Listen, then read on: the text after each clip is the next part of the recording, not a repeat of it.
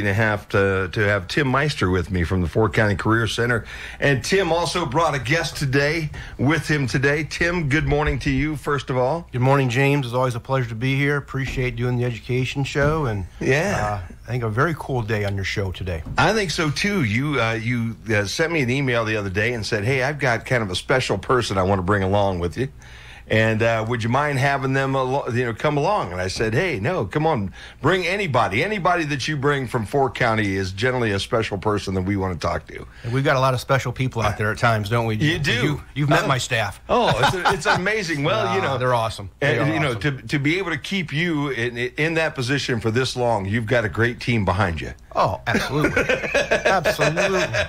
I mean, the turnover in this job is, it's unbelievable. And then to have a good team to keep you going. Yeah, about 3 to 3.5 years is the average lifetime of a superintendent at any given school. Yeah. This is a true story. I've had a couple of my former teachers in elementary say, I cannot believe they let you run a school.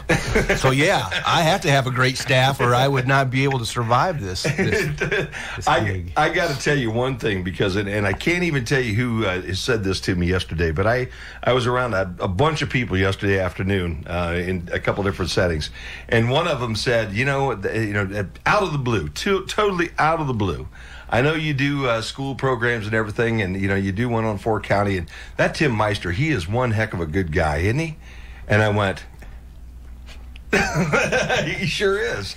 No, I didn't hesitate at all. I know what you thought, Jim. You thought, okay, who escaped from the insane asylum and let him come to this group? I know what you were thinking. No, I appreciate that. 100%. No, it totally unsolicited, out of the blue, 100%. And I agree with them 100%. I mean, I think you do a wonderful job over there. I've known you for quite a while, and you've done a wonderful job every place you've been, and Fort County is just one special place. I truly appreciate that, but as I told you multiple times, I look over almost 34 years in education now, and I've been blessed to be at multiple wonderful schools, and even more blessed to have a great admin team, great staff. Yeah. It is superintendent's a little bit like a coach. We get way too much credit, and we get way too much blame. I mean, at some point, we're just a part of a bigger team, and so very fortunate. And you've heard me say this multiple times, that I love my staff at Fort County. I mean, we have our problems like everybody else, but at the end of the day, I don't know I've had a group of people more committed to the passion of teaching kids and more committed to wanting us to continue to, again, just enhance our reputation, enhance our programming, be a premier educational institution where we just said about Fort County 20 years ago. I mean, it's just, we've made leaps and bounds, and the young man sitting to the left of me, we're going to talk about that, has certainly propelled us to greater heights in trying to reach those goals. Well, since you brought him into the conversation, why don't you do the introductions for me? How's that? I'm going to. So to my left is Brendan Degryse. Brendan is a senior from Fairview High School. Okay. Brendan is in our IT Academy, I believe, with Mr. Geiger's program. That's right. You had Mr. Geiger and Mr. Rickus on your program a couple years ago, Jim, with the IT Academy. We sure did. Phenomenal program. They turn out great kids. Mr. Geiger, a tremendous teacher. I'm sure Brendan will talk a little bit about some of the things he's learned in there. And I'm going to let Brendan tell the story, and then I'll kind of fill in. But as I told you before, what he has accomplished and what he has done for both Fairview and Fort County, and the impact that he is going to make with his decision will last a lifetime. And that's something very rarely you get to say as a human being, that you accomplish something that's going to impact people for a lifetime. And this young man has. We're really proud. He's a Fort County student. Really proud that he's representing both Fairview and Fort County. And I hope that anyone out there listening that has a child or a grandchild, that when this day is done and you're done listening to our program, that maybe you rethink a lot of the possibilities that Fort County can offer. And I say that saying that Fairview's had a massive impact on him as well. I mean, this speaks as much about their education system as ours.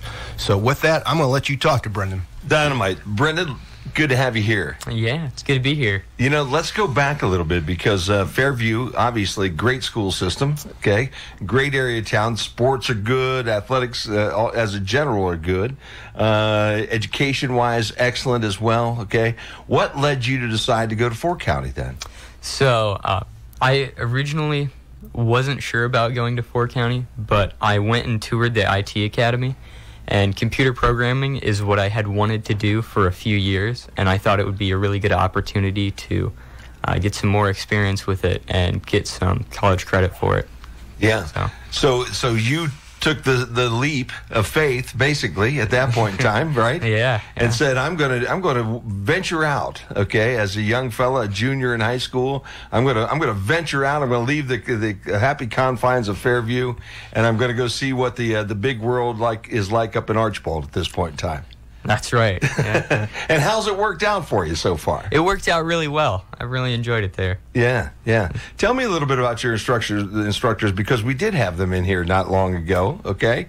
And they seem like a couple of really good folks and a great program.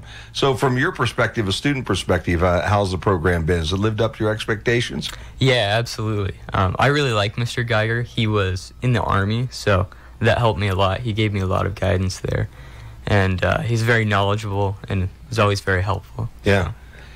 Now, let's talk about why you're going to do something now that maybe transcends just being part of a normal graduating class that's going to happen later on this year.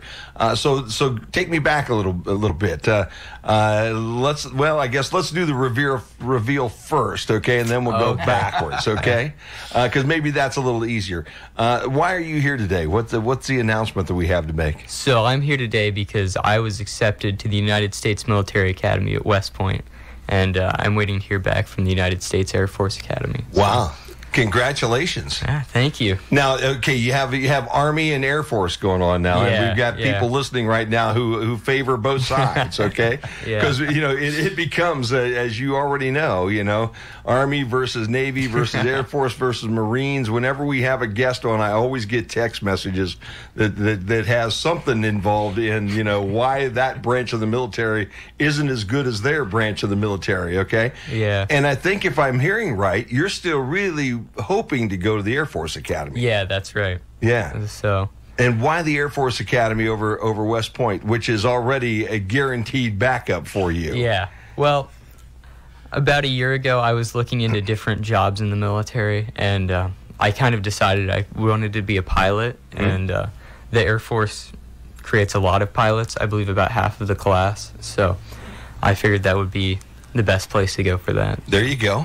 So let's go backwards, because this doesn't just happen, right? I mean, this is a process that you started a while ago, right? Yeah. When did you get started? When did you first decide that you wanted to be a pilot and this was going to be your career choice? That would have been December of, I guess, no, it's not last year. It was December of 2020 that I decided that. The dark days of December 2020, man. Don't we all know about those, huh? Yeah. But in your mind, that was probably a pretty good month if you had gotten that kind of clarity at that point. Yes, it was. I was very excited. So why, at that point, you sat there one day in your bedroom and said, you know what? I was going to go down to Ohio University, okay, and be like that Funderburg guy on the radio over there. And then I decided I wanted to amount to something down the road. So I'm going to really take a better career choice. Or why, at that point, I know you wanted to be a pilot, but why that day did you decide that this is where you're going to go and how you're going to get started? Well, my whole life, I had kind of wanted to be in the military. Okay. And then I had also really enjoyed computers, so I wanted to do both. And there are computer-related jobs in the military, but for pilots, one of the desired majors, because for the most part, you need to be an officer to be a pilot. Sure. One of the desired majors is computer science. Okay. So I figured that would be a really good combination of those two interests. And when you're in an airplane nowadays, you are just surrounded by computers. Yeah, I have absolutely. To believe. This is if there are more computers in any confined space like the cockpit of a jet, I can't imagine where it might be. All right, so you make up your mind, and so what's your next step at that point in time? Well, you can't apply to any of the service academies until like February to April time period, and that's the first step kit. So for the Air Force Academy, it's the pre-candidate questionnaire, and then if you pass through that, then the second step opens up in like July. And that's where you fill out most of the application. That's when you submit your actual test scores, so like your ACT scores. And you get people to write letters for you. Like you have to get recommendations from a science teacher and a math teacher and then 2 other teachers. And then there's 2 more optional recommendations. and you have to write like 3 essays and take a fitness test. And once you do a certain amount of that application, it opens up for you to do the medical exam, which was like a long process as well, because I had to drive like 2 hours to go to the eye exam because there wasn't anyone around here that would do that. And then like an hour to go to the physical part. Wow. Brendan, I'm going to tell you, they don't make you do all those things to go to a high university. Yeah. Okay. You're checking for a pulse, don't they? There are times I believe that they don't even check for that. At least they didn't back in 1972, Tim. I'm going to tell you, as long as somebody could write them a check, they didn't really care whether there was a pulse in the person that showed up with a check or not.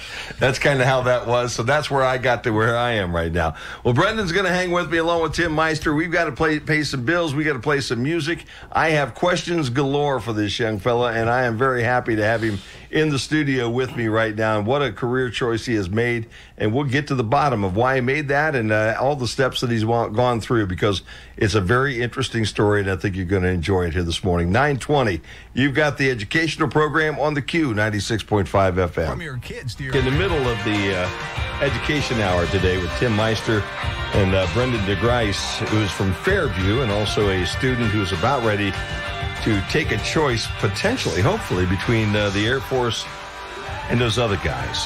How's that? Because I know there's guys out there right now that are listening right now, and I'm just going to upset them a little bit because they're the other guys. How's that? How's that? Right. So let's go back to this thing, because the last time we were talking here, you were telling us a little bit, first of all, about the process and the length of time that it takes to get to the spot where you are right now. And for anybody that's listening right now, he's already been accepted to West Point, right? Mm-hmm. And he's hoping to be accepted to the Air Force Academy because he wants to be a pilot. That's what Brendan's goal is in this life. So, the other guys are okay. But, all the Army, I know the recruiters are listening every day. So, they're down there. And they have kind of a personal bend because they kind of were in a different branch of the service. And that's okay, Bonnie. This kid's going to be okay. You'll like him even though he's an Air Force guy. How's that? So we're talking about an eye exam, and you said you couldn't get an eye exam done around here. Explain to us why you had to travel out of state even to go get your eyes checked. Yeah, so the eye exam was called the IMERB, and it's part of the DODMERB, which is the Department of Defense Medical Exam Review Board. Get ready for those things nowadays, right? The IMERB and Yeah. So the IMERB was a certain program that the eye doctor has to sign up for. Okay. And I asked the eye doctor about it, like, why is there just not a lot of people that do it? And he said that, there wasn't, but he didn't understand why, because it was really easy to get signed up for. Okay. And because it's paid for by the government, they always know they're going to get paid and on time. So yeah, no, it took like 15 minutes, which was kind of upsetting to me because I drove like 2 hours to go there, but... So it was worth it. Where did you have to go to, Brendan? Marion, Indiana. Oh, wow. Okay, so you have a 2-hour drive. Yeah. You get over there, all right? Mm-hmm. And what is different about this eye exam from any other eye exam you've ever had in your life?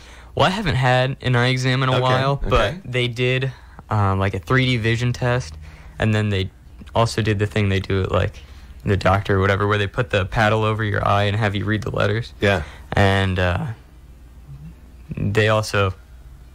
It was like the machine where they click the things ask you which settings, right? And that was pretty much it. So really almost this very similar to any eye exam you're going to have around here, only it's a 2-hour trip to go do it. Yeah, pretty much. Well, again, that's the government. right? Pretty much. Welcome to bureaucracy. Mr. Meister knows all about that. There's no doubt about that.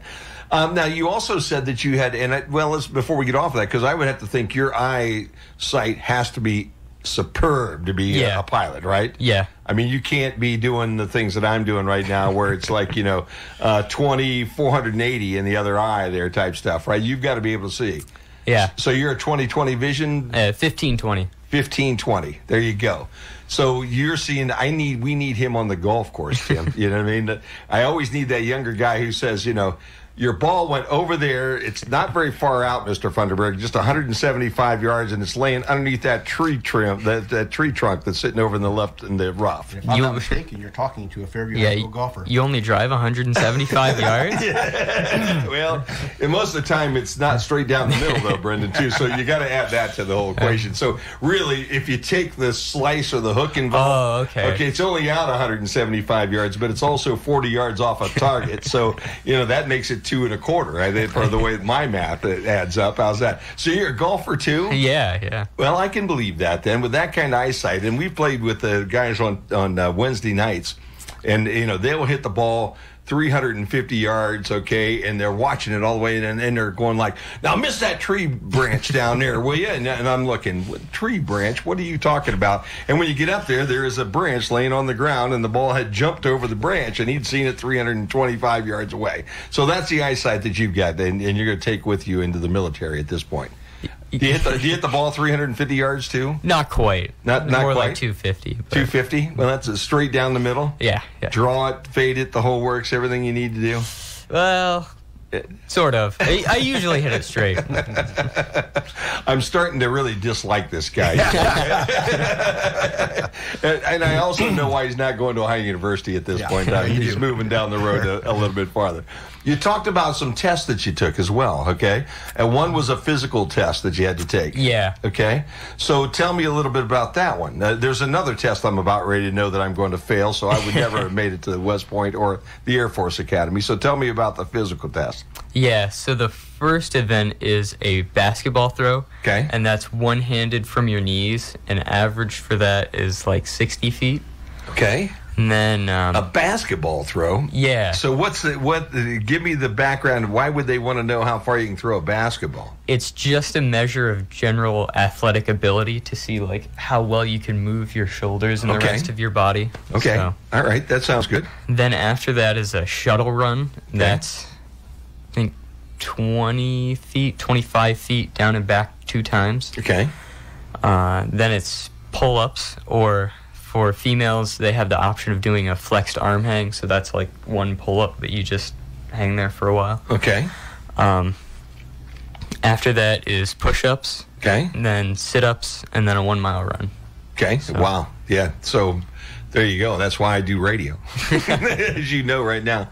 So is there times then involved in numbers? You have to do so many sit-ups, so many pull-ups, those types of things? Yeah. They don't publish the minimums for it because they don't want anyone to just do the minimum. Okay. But I did like 95 sit-ups in 2 minutes, 64 push-ups, 15 pull-ups, and I ran the mile in like 6:34. Wow. No, that's what I can remember. Those are Tim Meister numbers from back in the day. You know what I mean? They sound familiar to you, Tim? No. Okay, they don't sound familiar to me. Nothing familiar about those numbers you just said to me. That's why I had to go someplace else because they're not at all familiar to me. I would have done 9 sit-ups. Okay. I'd still be working on that first pull-up. How many pull-ups did you do? 15. 15 pull-ups, and you have a time limit in 2 minutes again, or is it? I don't think the pull-ups are timed, but it's 2 minutes for the push-ups and sit-ups. Okay, wow. So now, did you find out what the minimums are later? Do they tell you that, or no? They don't tell you that. Your numbers obviously were okay because West Point came back and said, "Hey, let's why don't you come visit us for a while?" Yeah. So you did okay that way. Yes, I did. Did they check your golf swing out at all that day? Unfortunately, no. But they'd be pretty impressed, I can imagine. I can believe that too, and humble too. That's the other side about it. That's the neat thing, man. Oh man, I'll tell you what, Tim, you've got to be just tickled pink to have this type of person come through your program over there. Absolutely, and I'll probably hit this a little more, Jim, towards the end, but just. First of all, to have the vision at that age that you want to go into the academy. Yeah. Because it's a process. It's not as simple like a college application, I'm going to fill it out. Yeah. So he's literally thinking 2 years ahead. It'll be very interesting to get to the point where it's just not the application and the physical piece. He went and interviewed with Senator Portman, Senator Brown, and Representative Latta. Yeah. Like how many other kids in Ohio who wanted the same opportunity as Brendan did. And so they're comparing him as far as academics, character, the fitness stuff, the test, a physical in-live person interview is an entire packet. Yeah. They each get to nominate only so very, very, very few. And so my running joke with him is, I said, Brent, I've always wanted to tell people Fort County had a kid they applied to and had a chance to go to an academy. I said, I still don't, because you are into academies. Yeah. So, I hope Brendan talks about this a little bit, but I know that Senator Portman, he nominated you for the Air Force Academy. Yeah, and for West Point. And West Point. And Okay. then No. he was Latta nominated for. Yeah, Latta was West Point and the Air Force Academy. Okay. Senator Portman was the Air Force Academy. Okay. So he has two separate, a senator and a congressman, who nominated him for the Air Force Academy. They don't talk to each other. This is just this is a solo thing. And one nominating for West Point, and the one nomination got him into West Point. So I know we don't want to put the cart before the horse, but I know that, again, really important that I think he has a really good chance to get into the Air Force Academy as well. Yeah. But you talking about the entire process, this has been a year. Maybe a year and a half as far as the application process. Yeah. So, really proud that he had that foresight. And not to add on to the whole thing, but he did it all during the COVID condition that we were going through, too. A normal year, that would be difficult. So did you, when you interviewed with these congressmen, did you do it in person? Was it a Zoom interview nowadays? How'd that work, Brendan? Yes. So the two senators was through Zoom. Okay. And then Latta's was in person. Okay. And I also had to do an interview with both of the academies. So West Point, I was actually part of the West Point Summer Leaders Experience, which was supposed to be a week at West Point, but because of COVID, it was also a Zoom thing. So I did a Zoom interview for that, and then I did a Zoom interview for the Air Force Academy. Wow. So what kind of questions do they ask you when they're asking you questions to put you into one of the military academies? Well, they usually ask you, like, why do you want to be in the military? Why do you want to be an officer? Why do you want to go to a service academy? What extracurriculars you're in, and that kind of thing. Yeah. Wow. They, when I went to Ohio University, they didn't ask me any of those questions at all. I don't think they asked me a question, period, other than, will your check clear? I think they asked that question. It was a yes/no question too. And once that one was a yes question, a yes answer, it was like, well, all the stamping machines that they had on. Welcome to the world of the Bobcats, Mr. Funderburg, they said, and we were on our way at that point in time. Oh man, Brendan Degryse and Tim Meister, my guests here right now, and we're going to play a little more classic hits. There's still more to cover. Survivor on the Q96.5 FM, 10 minutes now before 10 o'clock as we're wrapping up our education program this morning with representatives from Fort County Career Center. Brendan Degryse, who is actually going to go into the academy, hopefully the Air Force Academy here, yet before it's over and done with, and Tim Meister, the superintendent over at Fort County. It's always great to have these guys with us. Brendan, let's talk a little bit because, family background. Parents, were they in the military at all? Nope. Nope, no military in the background whatsoever. No. And so basically you just decided you wanted to fly airplanes, and to fly airplanes you had to be in the Air Force. Well, I kind of decided I wanted to be in the Air Force, and then it would be cool to fly airplanes. But fly airplanes is just much. the side, okay. Because that's not an easy thing to do. I have a good friend, a fraternity brother, whose son, I believe, is about ready to retire as a Air Force pilot. Yeah. After 20-some years, 25 years of being a pilot for the Air Force, and I would, it was a tough way in. It was a tough 20+ years because it's not an easy profession that you're picking right at this point in time. If you do get to fly, it's not just like driving a car or anything else. It's something that all those push-ups, all those sit-ups, they continue to make you do for the next 20 years. You know how that works. Absolutely. Yeah, and the eyesight's got to be good. Yeah, any kind of eyesight problem, you get the difficulties there, and they sit you on the ground, and you're just, you're running that big old tug machine that's got all the, that's hauling things around and got everybody's luggage in it for you before it's over and done with. At least that was my career path early when I was thinking about getting into any kind of Air Force or air employment. So, your parents had to be really 100% behind you, I'd think, in this whole thing. Yeah, absolutely. They were pretty excited, so. Yeah. At this point in time, do they have a preference where you go? I think my dad might. Okay. He might want me to go to the Army, but I don't think my mom does. She just wants me to decide so I can start planning colors for my graduation party, but yeah, moms are that way. Yeah, you know, dads they look at the world in an entirely different filter than a mom does most of the time. Tim, this has got to be fun for the school though too, to be able to have a young fellow like this. Yeah, unbelievable, Jim. I know when Brendan started out on this mission to get into the academy, and I've said this to a couple of different people, I know he didn't have this in mind, and certainly nor should he have, but what he has done for Fort County Career Center is, like I told you in the beginning, it'll transcend the lifetime of Fort County. As you know, and I can say it because I'm the superintendent there, people my age still have that stigma at Fort County. This is where the kids who can't be good in school go. There's kids who can't go to college go. In my 10 years there, and it started long before I got there, that was something I wanted to break down. I wanted that stigma. I wanted that that general reputation that Fort County had of that we couldn't go there if you're a really good academic kid. Mm-hmm. I wanted that to go away. And I knew maybe I wouldn't accomplish it in my lifetime, but I could at least keep the ball rolling as it started prior to me. So you talk about, you can't go to Fort County and be successful in college. Brendan talked about College Credit Plus. The kid maxed out. Can't take any more college classes. Yeah. Because he maxed out through Fort County. Northwest State released stats of which school sends the most kids of them for College Credit Plus classes. The school that sends the most of them is Fort County. So barrier one, gone. You talk about a kid who's involved in his school. I mean, it's not just golf, right? Yeah. What else do you do? I do archery and quiz bowl right now, and I'm also involved in the newspaper.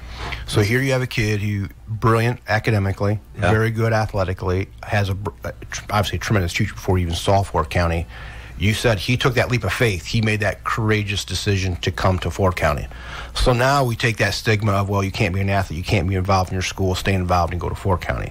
Then you go into the academy. First time ever in the history of Fort County that a student has been accepted into an academy, maybe academies, as we come down. Yeah. So he has no idea the stigmas he has shattered, the barriers he has broken, what he has done for future kids who say, man, I may want to go an academy route, or I may want to go an Ivy League route, or I may want to go pick your route. Yeah. But Fort County has programming that I can get ahead because they can offer something that my home school can't.